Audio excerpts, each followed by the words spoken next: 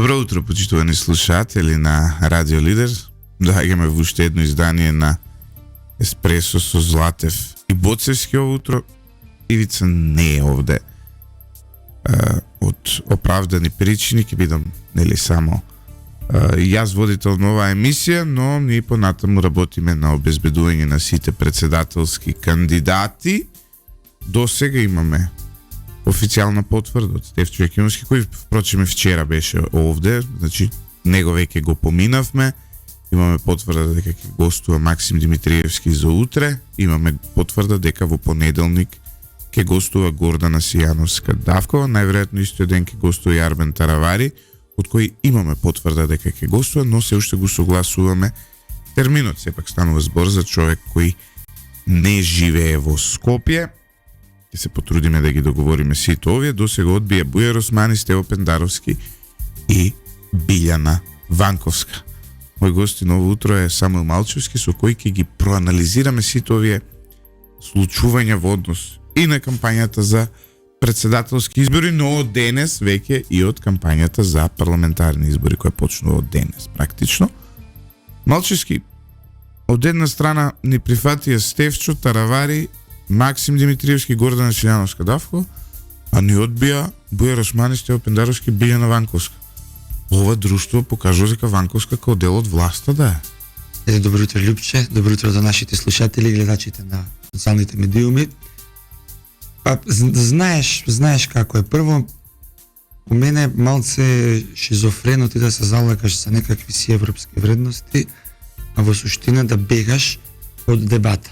Зашто дебатата е најголема. Разбирливо, има многу медиуми, сега не може да стигнат да одат сегде и така натаму. Ама они не одат нигде, тоа е проблемот. Поготово за Бујар Османи и за Стево Ванковска видовме дека се обидува некако некаде да стигне на интервјуа, безуспешно за жал, но овие двајца упорно одбиваат да гостуваат на сите ТВ дебати. Што се однесува до Ванковска, мислам, Левица како политичка партија, како сме дискутирали, анализирали многу пати до сега, она повеќе се однесува како привезок на СДСМ и на ДУИ него како вистинска опозициона партија. Зашто реално во Македонија изминатите 7 години е проблем владењето на СДСМ и на ДУИ. Вие не може да имате 50%, од кои што 49 вие ќе критикувате опозиционите партии, а еден срамежливо ја критикувате власта. И гледаме дека и низ оваа председателска кампања од денес ќе видиме што ќе се случи со парламентарните избори, Левица продолжува упорно да го прави тоа. Мислите дека Левица, тоест веќе очигледно дека Левица работи за власта во сите овие?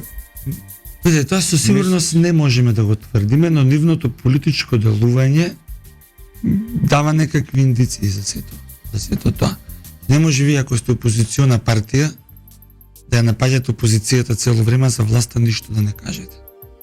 Не, да, тука сте целосно во право. На цело овој криминал, на цело оваа корупција што се случува во Македонија, на сето ова ние што го гледаме изминатите години, вие не може да останете неми и да ја критикувате опозицијата цело време. Че ние имаме проблем, Република Македонија. Ние сите како граѓани имаме проблем. Тој проблем се вика ДУИ и неговиот помал партнер СДСМ. А Левица гледаме дека тоа не го критикува.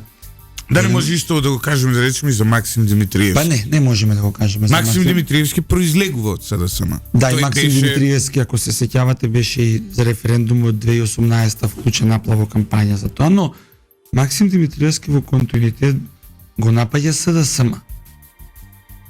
Така да не можам да кажам дека во овој момент тоа се случува. Добро, сега има тука повеќе димензии во целата оваа работа. Самуил, особено кога зборуваме за еден парламент кој во иднина ќе изгледа дизертифицирано. Иако предизборните анкети имаат секогаш огромна маргина на грешка, знаете, тие 3% плюс минус може да се реално колку пратеници се тоа.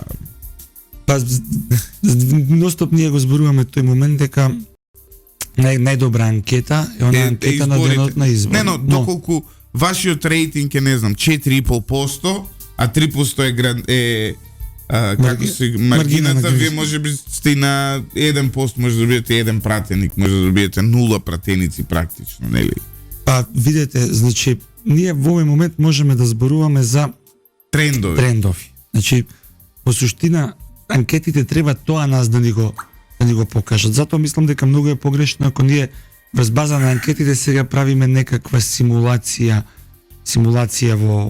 за наседишта во парламентот, иако во зависност како методологијата која што се користи при самите анкети, изборот на примерокот, маргината на грешката. Предвидувањата велат дека ВМРО ДПМН има помеѓу 51 и 54 пратеници, СДСМ помеѓу 28 и 30, Левица помеѓу 4 и 7, Знам помеѓу 4 и 6, ДУИ помеѓу 13 и 17 пратеници и Вреди, односно албанската опозиција, помеѓу 11 и 13 пратеници.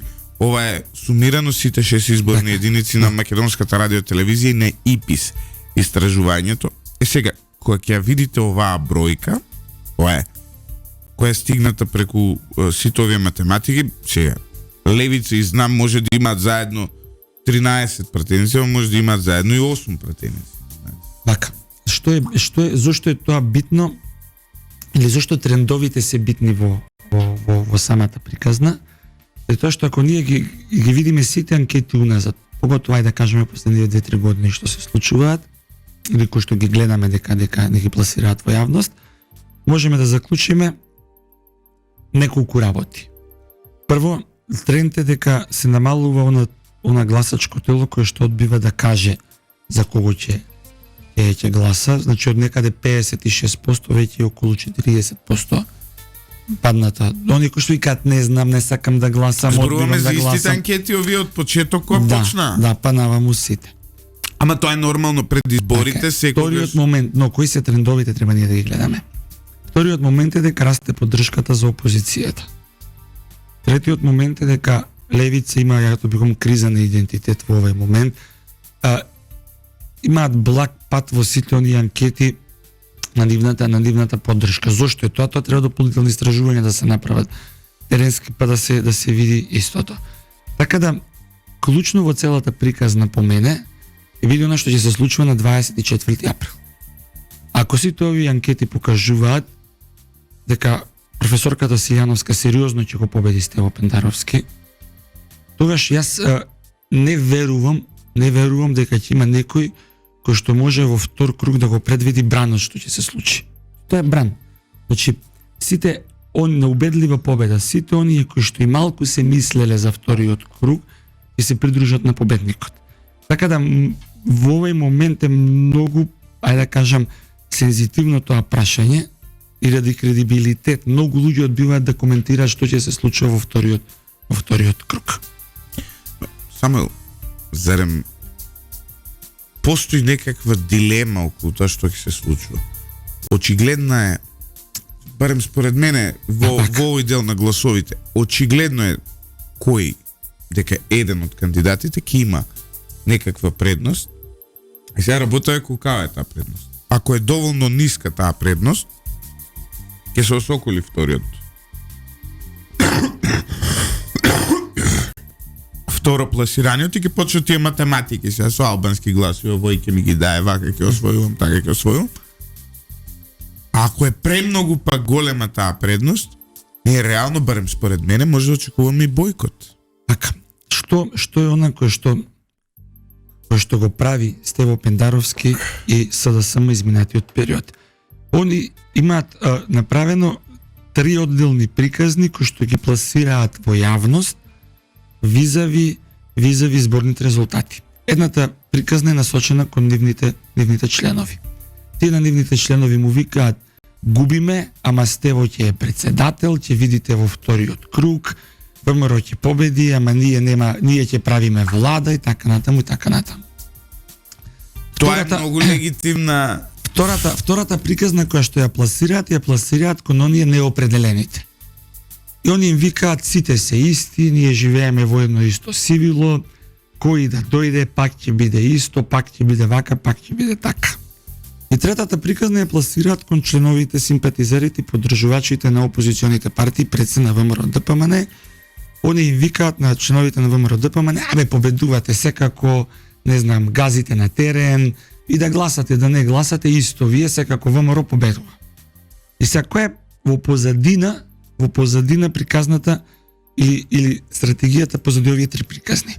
Значи они се свесни дека за нивниот изборен резултат знаат дека ќе биде најкатастрофален, дури покатастрофален и оној во 2008 што беше.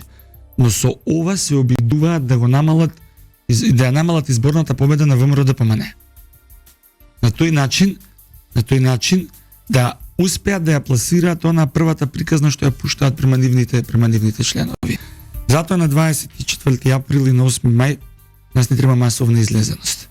За ние да го победиме се она што во изминатиот период и се случува на Република Македонија, цело и криминал, корупција, сите овие предавства и понижувања кои што ни се случуваат, и да можеме да формираме една кредибилна влада која што ќе може да носи закони и да спроведува реформи во следниот 4-годишен мандат. Да може да добиеме председател кој што има и домашен и меѓународен авторитет и кој што ќе помогне на Македонија со своето знаење и со својот авторитет да ние нормализираме некои процеси. Пак, јас не сум човек кој што обожава да зборува розови приказни. Треба да напоменеме дека ниту ќе е лесно, ниту ќе е едноставно. Ќе биде пеколно тешко да се поправи она што изминатите 7 години се случуваше на Република Македонија. Така. Малчешки, друго прашање кое го имам кон тебе, дали очекуваш дека може да се случи изненадување? Во овој случај изненадување не е да победи опозицијата, туку изненадување доаѓаме ние тука после првиот круг и гледаме дека 20 прво пласирани кандидати се некако изедначени со слична бројка, 20-30 плюс минус на едната и на другата страна. Што тогаш?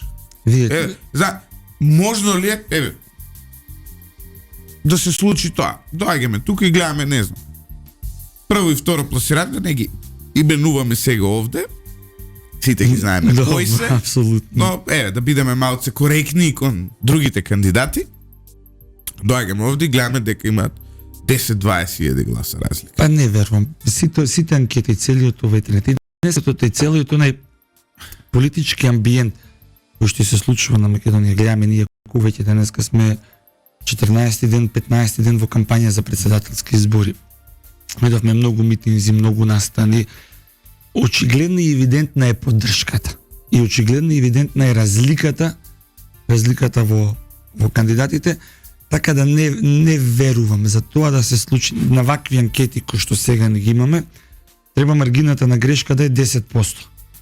За ние да можеме сега да зборуваме дека анкетите се толку непрецизни, па на денот на избори би можело нас да не очекува изненадување. И дополнително на тоа, кој ќе видите цело на нервоза во таборот на владеачките партии, кој ќе видите вие сите оние грешки кои што они во чекор ради нервоза ги прават, од навреди до закани, до некакви си црни сценарии кои што ги пласираат во јавност, се тоа е одраз на слабост. А слабоста е, или одразот на слабоста на стравот е дека они сериозно ќе ги изгубат престојните избори. И едните и другите.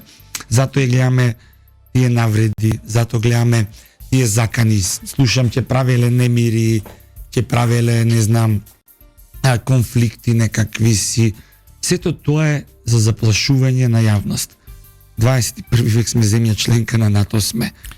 Така да не верувам. Велат Стево Пендаровски, еден слушател многу мудро забележува, вели: Стево Пендаровски најави бојкот во втор круг ако не победи во првиот, со она кој им кажа на неговите како се вика, поддржувачи, очи да не ви видам во вториот круг ако не победам во првиот. Ете, така вели, така точно е. Значи, забелешката на слушателот е апсолутно на место. Значи, они најавуваат дека тоа нешто може да го направат во вториот круг, но една работа треба да знаат. Сето тоа оди во насока или во линија на поддршка на политиките на ДУИ кои што ги пласира во јавност.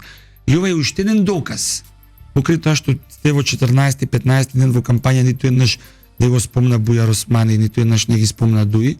Ова е уште еден доказ, ваквата изјава, дека Стево во суштина е продолжена рака или привезок на ДУИ во овие избори.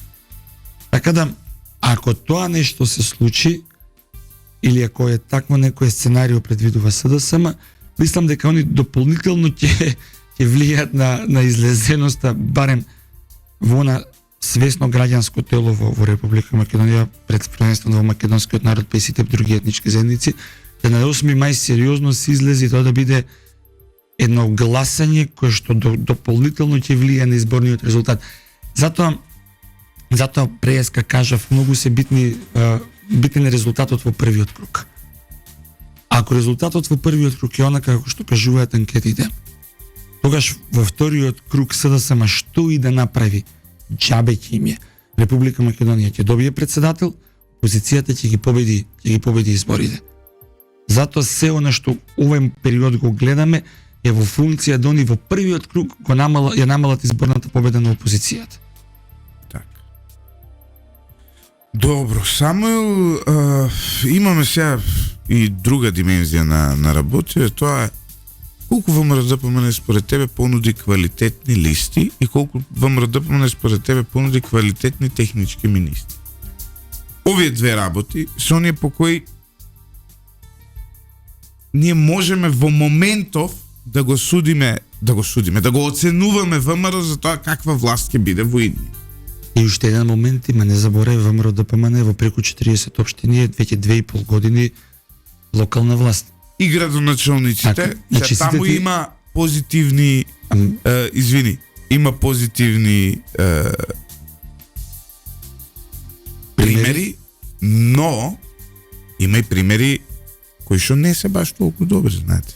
Знаеш, Лјупчо, секој што така во извршната власт. Не, на тројца промашени, еден ќе се погоди. Не, знаете што е, значи вие мора да го гледате малце поширокиот контекст во кој што се случуваат работите.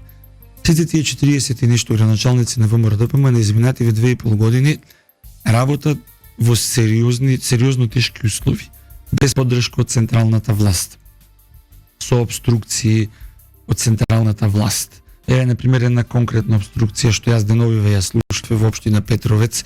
Самата општина си предвидела две викенд населби, кои што треба да ги одобри Министерството за транспорт и врски, а министерот повеќе од 2 години предметот го чува во фиоки и него не дава ниту позитивно, ниту негативно мислење. Ги заглавува целата работа. Така е. Тоа е само еден пример на кој што ни се случува.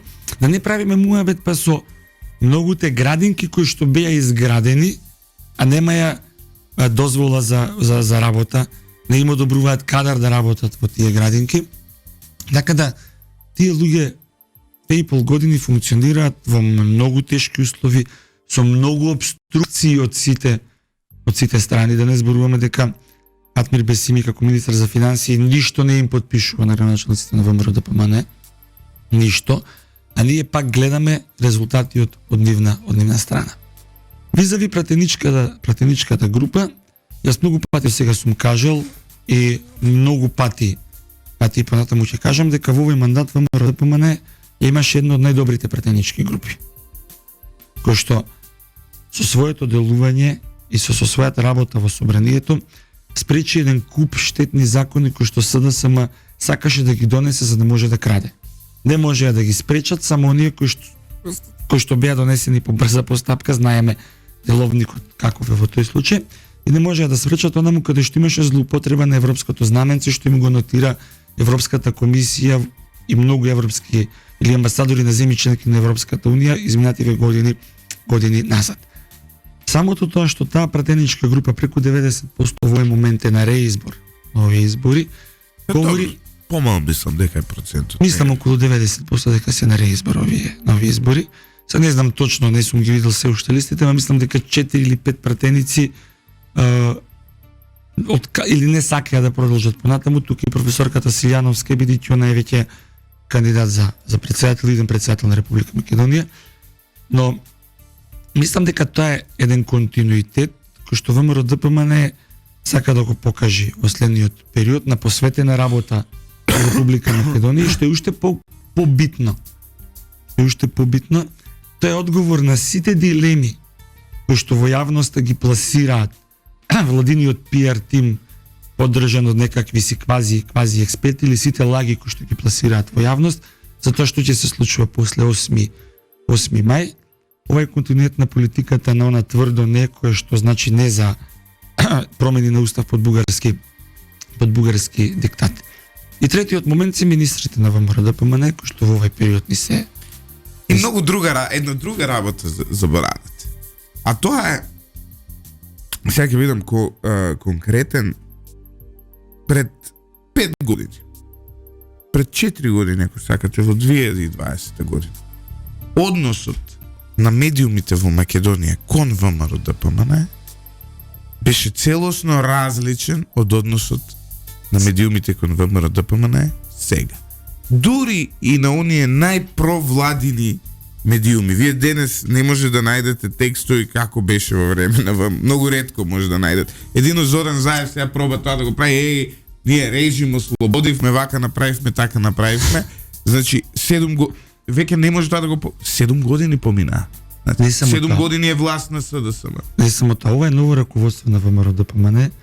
На високи позиции во партијата се луѓе кои што претходно не биле во процесите на одлучување во ВМРО. Биле на некој си пониско ниво, не знам, во унијата на млади или на ВМРО ДПМН, во општинските комитети, не биле директно во жижата или во процесите на одлучување. И ова раководство на ВМРО ДПМН покаже еден дисконтинуитет со претходното раководство на ВМРО ДПМН. Тоа што Заев деновиве се обидува да го направи е малце смешно. Па неговото владење многу релевантни меѓународни институции го оценија како хибриден режим. Да. Прво, второ, јас и денеска гледам Стево Пендаровски деновиве го спомнува поранешниот премиер и председател на ВМРО ДПМН во некаков контекст, а нема храброст да праша до каде истрагата за бегството во ГПК. Па тој ко врховен командант, ко човек кој што го води телото за како беше на Комисија за безбедност или како се вика тоа што го имаат во председателскиот кабинет, зошто не го поставува тоа прашање? Зошто Заев не одговара на тоа прашање? Зошто упорно и по 7 години пробуваат да го лажат народот? Зошто не кажа кои се придобивките од шарената парада? Ова што ни се случува денеска, ова е криминал и корупција. Одиме со кратка пауза музичка, по која ќе одиме со еден блок на реклами, по која ќе се вратиме во втората емисија со Малчевски, која почнува по рекламите. А чекај се, кој е нашиот председател? Па не знам, нашата држава... Види, знаеш тоа колку е фейк? Кога ја гледате приказната, при рекламата првата што излезе, колку што човекот кој што продава бурек во рекламата е бурекџи или работи во бурекџилница, толку и ова е наш мислам дека е бурекџи човекот. Нема глумец. Значи, лажни и рекламите му се... ми делува тој на реален бурекџи, толку добро изглумил бурекџи. Па најверојатно е подобар глумец него што е бурекџи. Знаеш, Лјупче, тоа е таа неискреност, тоа лажење кое што ние целува изминат период го гледаме и е присутен во јавност. Таа е таа неискреност према луѓето и ради тоа е причината ради која што во Република Македонија во овој момент апатијата е на толку високо ниво. Тоа што луѓето во континуитет 30 години се лажени, веруваја и цела таа, затоа викам шарена парада, нема врска тоа со револуција. И цела таа шарена парада беше така направена да дополнително влијаеше на апатијата во Република Македонија. Таа е таа неискреност. Дури, јас сакам и преска малце не избега тој момент, сакам да реафирмирам еден мој поранешен пост на социјални медиуми. За мене непоимливо е во изборна кампања да немате ТВ дебати, кандидатите да не се соочуваат. Дури ако они сами не се свесни, ако толку им е ниско нивото на демократски вредности кои што ги имаат во себе, тогаш би го регулирали со изборен законник. Пред првиот круг мора да има 2 дебати, помеѓу првиот и вториот круг мора да има 2 дебати. Но суштината, ради тоа што оваа кампања за претседателски избори е ваква каква што е токму тоа, што ние немаме ТВ дебати, не можеме да направиме реална споредба помеѓу кандидатите. Зошто Стево и Бујар бегаат од ТВ дебати? Па немаат одговор на многу елементарни прашања. Прво, зошто едно зборуваше Стево за Бехтел и ЕНК, друго направи? Зошто едно зборуваше за кривичниот закон и друго направи?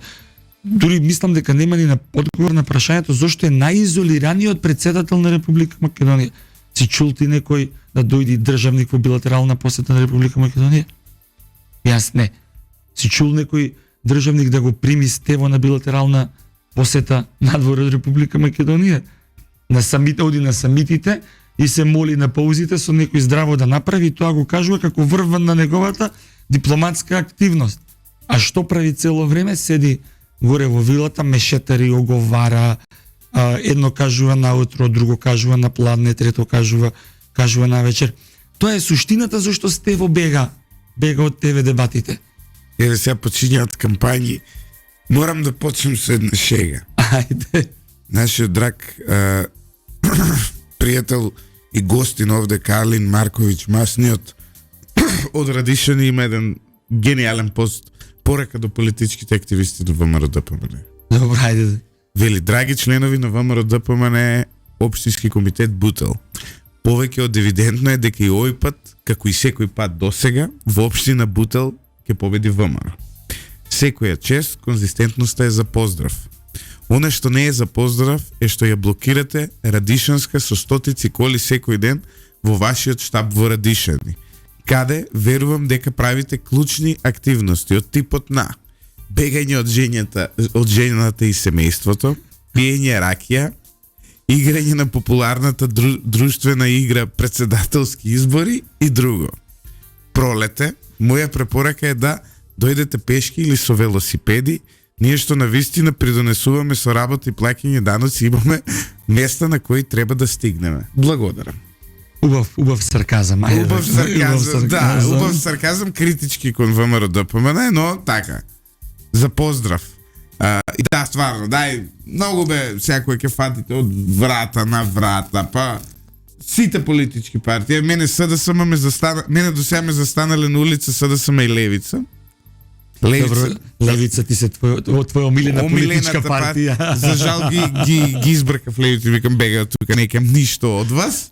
А со СДСМ си направив муабет. И ме слика, ме ставија на нивниот фанпейдж во Аеродром, што им го одобрив. Ме праша може ли, велам, нема никаков проблем. Ми ја дадоа програмата на господинот Пендаровски. Внимателно ја прочитав и не видов ништо ново, но нема везе. Значи, сакам да кажам дека коректно се однесува. Сега ќе гледаме активности на сите партии во овој период. Понекогаш чекај само да те прашам. Да не работам ова што го работам и да имам повеќе пари од што имам, за време на изборните кампањи ќе си одев негде во странство. Да бидам така искрен. Еве сте сретнале се да сам Аеродром, така? А ти дадоа ли отчет што сработил Пендаровски изминативе 5 години? Па добро, сега тоа треба Пендаровски да дојде овде да ми даде. Значи, тие сепак се активисти, честни луѓе и така натаму. Не, тоа не го спорам. Да го спорам моментот на немање на отчетност. Значи, јас пак се навраќаме ние чекор назад. Јас очекував и од СДСМ и ДУИ или ДУИ и СДСМ како владеачки партии и од Стево Пендаровски како актуелен претседател на Република Македонија да излезат и да кажат луѓе, ние ова направивме изминатите 4 и 5 години, 4 за парламентарни, 5 за претседателски избори. Но ние ништо од сето тоа не гледаме и затоа они упорно бегаат од дебати. А што направиле, гледаме во меѓународните извештаи, вклучувајќи го и последниот на Freedom House. Затоа они немаат отчетност, затоа они бегаат од дебати. Што ќе каже Стево Пендаровски? Го напишал или не го напишал францускиот предлог заедно со... Или не знаел ништо. Од телевизија до... Зошто не одговара на приказната за велепредавствата кои што не се случуваат? Добро, сега велепредавство е премногу тежок збор. Па кога 80% од граѓаните по реални анкети вас ви го негираат сето тоа, значи зашто ние правиме мовет ако не за тоа? Видете, за мене, сега да бидам највака отворен и најискрен, најголем пораз е тоа што по промената на името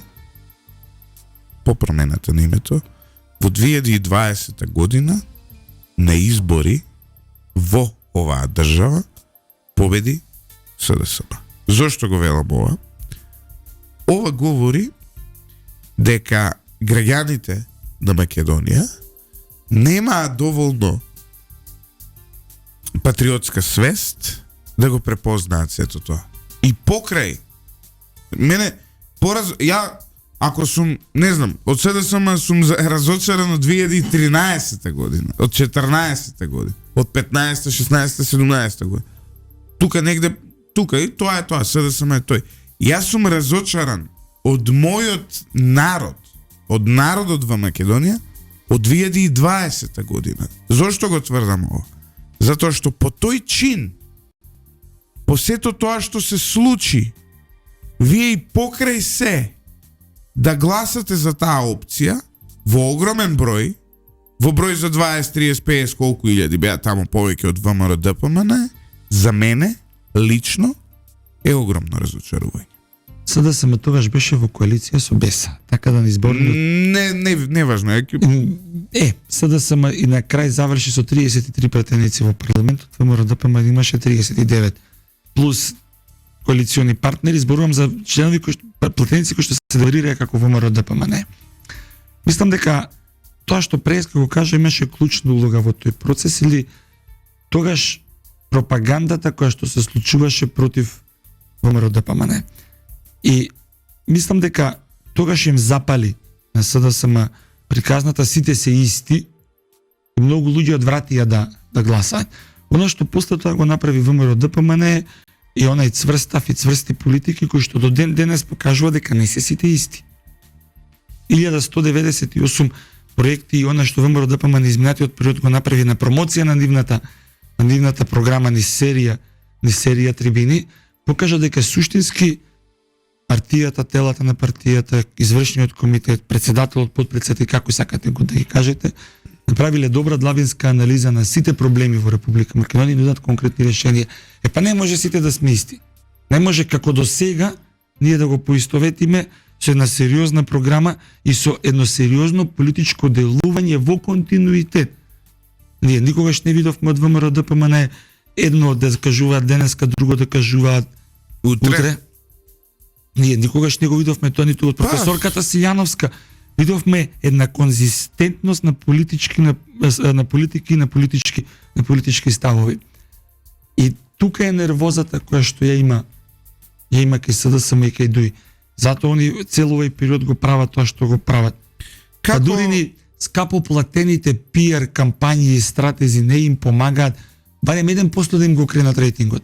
Напротив, гледаме сериозни навреди на митинзи, од кои што во истиот момент не се оградуваат ниту Пендаровски, ниту нивната потпаролка која што важи за некаков си борец за правата на жените. Матушки, како ќе го прокоментирате тоа што да речеме СДСМ не СДСМ Бујар Османи води една интересна политика во однос на сите овие работи поврзана со Косово. Го поддржува Косово да влезе во Советот за Европа од една страна, од друга страна најавува излегување од отворен Балкан, од трета страна најавува дека ќе биде Македонија спонзор за она барање за осудување на геноцидот во Сребреница, нешто со што можеби јас би се сложил, за трето зборувам, но знаете, сепак се работи за една антисрпска политика во континуитет. Видете, значи не сум некој голем поддржувач ниту на Вучич, ниту на Србија, не, ние зборуваме за процеси. Ние зборуваме за процеси. Да. Значи прво мислам дека ние имаме нерешени проблеми кои што треба домашно да си ги решиме. Истота тоа ДУИ кој што зборува за некаква си резолуција во Советот на Европа игнорира моментот дека хашките случаи не се затворени и дека треба да се има пресуди визави хашките случаи во Република Македонија кои што не се случуваја. Како партијата за која што има случај дека вршела злосторства против човештвото, сега наеднаш излегува и вика ние ќе бидеме спонзор на да. И тоа што се случуваше во Сребреници, тоа што се случуваше во Република Македонија, тоа што се случуваше на Косово е далеку од здрав памет и е за секаква осуда. Ние тука не смееме да имаме никаква двојба. Тоа сте злосторства против човештвото, кои што ги правеле некои структури кои што треба да одговараат. Но што со тоа има врска српскиот народ? Па ние цел еден народ да жигосуваме и да сатанисуваме ради неколку си будали кои што правеле злосторства врз човештвото. Што се врска има албанскиот народ со хашките случаи кои што беа во Македонија, зашто неколку будали правеле злосторства врз човештвото? Мислам дека тоа е една погрешна теза која што ја тера Дуи. Вие знаете дека каков циркус правеа на граница кога отидоа 2 пакети вакцини да примат, кои што во име на српскиот народ ги донираат тога српските власти во Република Македонија. Колку циркус направија со житото за неколку години, кој што ни го донираја во кризата тогаш, за неколку години ни е потоа толку комотно цел еден народ да жигосуваме, пак ќе кажам заради неколку будали кои што правеле злосторства врз човештвото. Мислам дека е погрешно, мислам дека не е во духот на добрососедство и мислам дека сериозно влијае на позицијата на Република Македонија и во Отворен Балкан и на позицијата на Република Македонија на самиот Балкански полуостров и на добрососедските односи, барем со соседите со кои што сме имале, имаме и треба да имаме затворени прашања. Добро, само мислам дека тука не треба да завршиме. Од прилика. Па, ја мислам дека немаме некои отворени теми. Да, прашање. Еве гледам ништо ново Ванковска не плюкала од Сабајле, се уште не објаснува зашто не дошла овде. Тука не навредува, студиото не било импровизирано. Еден микрофон на кој ние разговараме чини колку веројатно 4 неизини плати. Добро. Тоа е. Или, значи по мене да бидам искрен, тоа се импровизирано не што. Најпрофесионална омни акција е тие што се разбираат во медиуми, знаат дека левица не може да припари до ова. Затоа што немаат ни технологија кој да го оперира. Небитно. Значи не доаѓа Билјана Ванковска и понатаму и наместо да објасни зошто не доаѓа, не навредува.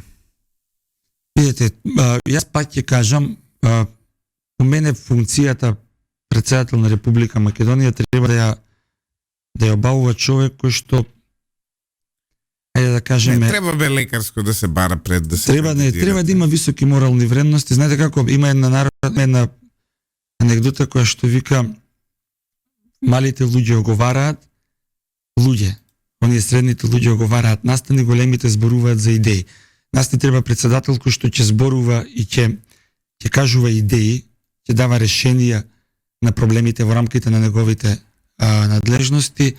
Нас не ни треба некој кој што по Фейсбук оговара. И мене ме пишувала на Фейсбук и тоа што го пишува за мене врска нема. Сите кои што ме знаат многу добро знаат дека тоа се живи глупости кои што ги пишува за мене. И не е прв пат, ме пишувала и пред неколку години, но јас немам што да кажам или што да одговорам на сето тоа. Никогаш не сум бил тип на човек кој што оговарал. Па доле тамо коментираат тие од левица функционери, никој не гледал нас, ја да ги покажам аналитикс од во моментот. Имаме неверојатни 300.000 гледачи само во еден месец, само на YouTube. Надворо тие што не слушаат на радио, надворо тие што не слушаат на Facebook. Значи, во Македонија, ако е малку да имаш 500.000 гледачи, колку што тоа е четвртина од државата, и ако може некој да се пофали со подобри бројки, тоа е проблем. Ако пак не сакам да зборувам за мене и да одговарам на тие работи, но по мене ние веќе имаме една лапача и оговарач во вилата во Водно. И не ни треба втор. Па буквално тоа е. Вие председател на држава по мене треба да претендира да биде човек кој што ќе зборува за идеи, а нема да оговара на Фейсбук и да се лаги и невистини. Само тоа го прават. За жал.